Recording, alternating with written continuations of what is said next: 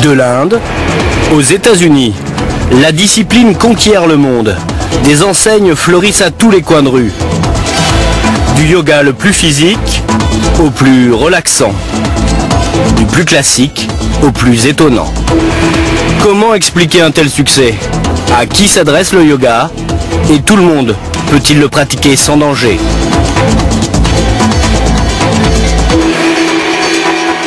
Plongez au cœur de la Yogamania.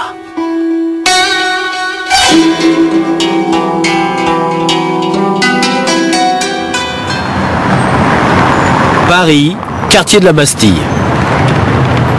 Derrière ces vitres sablées, une école de yoga. Le souffle dans la cage. Vous inspirez, ouvrez les côtes basses, les côtes médianes, les côtes flottantes. La directrice, c'est Caroline Boulinguet. Étirez la cage. Elle enseigne l'Ashtanga, un yoga inventé dans le sud de l'Inde dans les années 40. Gonflez la poitrine. À l'expire, vous étirez la taille. Sur les tapis, ils sont une vingtaine, venus pour souffler. Car la séance débute toujours par un travail sur la respiration.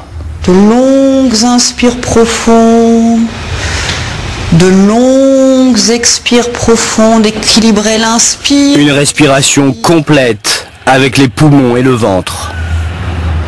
La respiration se ralentit, donc la personne est déjà en train de se détendre profondément et d'arriver à des couches plus profondes de son corps et de son cerveau. Maîtriser le souffle, c'est la base du yoga.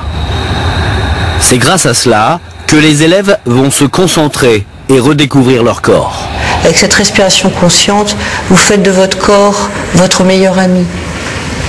Parce que vous voyez que vous êtes dans un corps magnifique, dans un corps que vous pouvez maîtriser, dans un corps que vous pouvez arrêter de traiter d'idiot, mais au contraire, l'apprécier vraiment. C'est un corps sacré, votre corps devient sacré. Encore une fois, vous étirez les bras vers le ciel. Une fois la respiration installée, les élèves peuvent entamer le travail musculaire et les étirements. Étirez la colonne vertébrale. Inspirez. Mais le yoga, c'est bien plus qu'une simple gymnastique. C'est pas un sport, le yoga. C'est une méditation en mouvement. Vous voyez, les gens sont à l'intérieur d'eux-mêmes, ils sont face à eux-mêmes, face à ce qui se passe dans leur tête, à ce qui se passe dans leur corps. Et ça les met dans un état de méditation, de détente profonde. Et ça énergétise complètement. C'est vraiment sublime parce que ça fait les deux choses à la fois. Poussez dans la plante des pieds et vous expirez. Vraiment, ça fait un bien. Quand je viens ici, ça dure 1h30. Franchement, et quand je viens ici, en 1h30, je vide tous les stress, toutes les choses qui m'embêtent. Grâce au souffle et à des années de pratique, Caroline et ses élèves les plus avancés parviennent à réaliser des postures impressionnantes. Allier l'effort physique et la concentration, c'est ce qui a séduit Sophie, une ancienne adepte des sports de combat. Contrairement à la boxe française que j'appréciais beaucoup, tout d'un coup il y avait aussi cet endroit corps et esprit et pas uniquement justement la performance physique, le bien-être du corps, l'assouplissement. Il y avait cet autre chemin, je dirais plus intérieur. Mais le yoga ne s'arrête pas au tapis de la salle de cours. Pour Caroline, la professionnelle, à 46 ans, le yoga c'est même devenu un art de vivre. Été comme hiver, elle est pieds nus chez elle. Je vais mettre un peu de graines germées dans les salades. En 25 ans de pratique, le yoga a pris possession de son quotidien et de son corps. Et ça s'exprime de son assiette à son mobilier. J'ai décidé de ne plus avoir de chaise chez moi. Donc j'ai pris...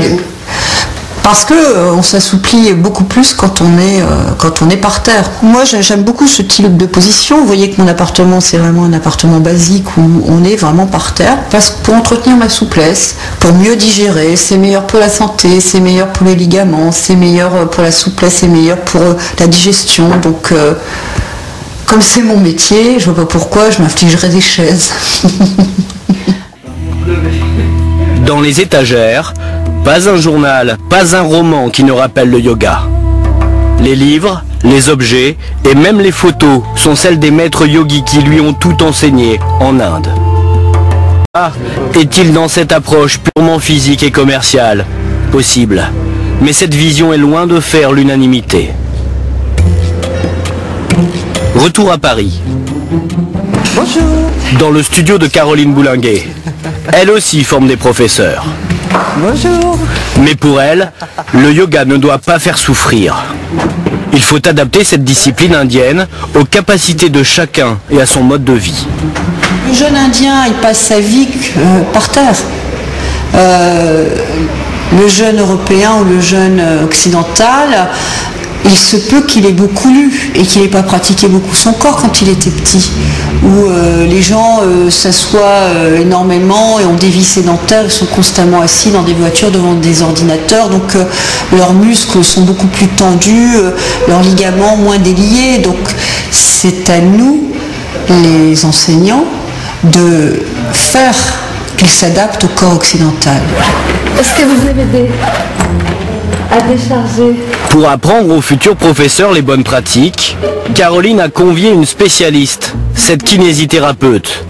Avec son squelette, Blandine Calais-Germain vient expliquer aux étudiants le fonctionnement de la colonne vertébrale, particulièrement exposée dans les postures de yoga. Les ischio-jambiers, quand ils sont trop courts, ils vont se comporter comme des tendeurs, ils vont empêcher le bassin de fléchir, et du coup, si c'est pas le bassin qui peut faire ça, on va devoir le faire ici, à la colonne.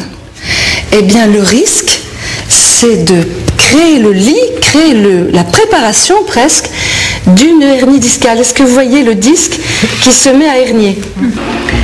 Ici. La pratique du yoga n'est donc pas anodine et peut même blesser si les mouvements sont mal exécutés. Il y a des postures de yoga qui peuvent faire courir des risques aux grandes articulations, mais aussi aux articulations de la colonne. Et le problème quand ce sont les articulations de la colonne, c'est que la colonne, elle n'est jamais toute seule.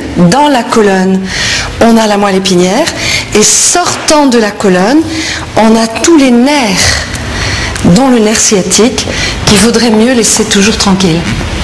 Mais un bon yoga ne fera pas de mal à la colonne, ou plus exactement, un bon enseignant saura prendre les postures qu'il faut pour ne pas blesser une colonne. Au total, les élèves de cette école devront suivre 500 heures de cours pratiques et théoriques sur 3 ans. C'est à ce prix seulement qu'ils pourront à leur tour enseigner sans risque. Le problème, c'est qu'il n'existe aucun diplôme d'État. Chaque école de yoga décide donc librement du contenu de sa formation. Et la spécialiste va nous montrer qu'on trouve de tout sur la planète yoga. Sur Internet, une simple recherche donne pas moins de 60 pages de réponses. Et parmi elles, dans les toutes premières, cette formation par correspondance. Ça me paraît quand même extravagant de penser qu'on peut acquérir la connaissance des postures, qui sont de la pratique, par un enseignement par correspondance. Et surtout qu'on puisse acquérir la connaissance sans être corrigé par un professeur qui nous regarde. Avec le succès croissant de la discipline, les écoles de tout type se multiplient. Et mieux vaut donc se renseigner avant de confier son corps à n'importe quel professeur.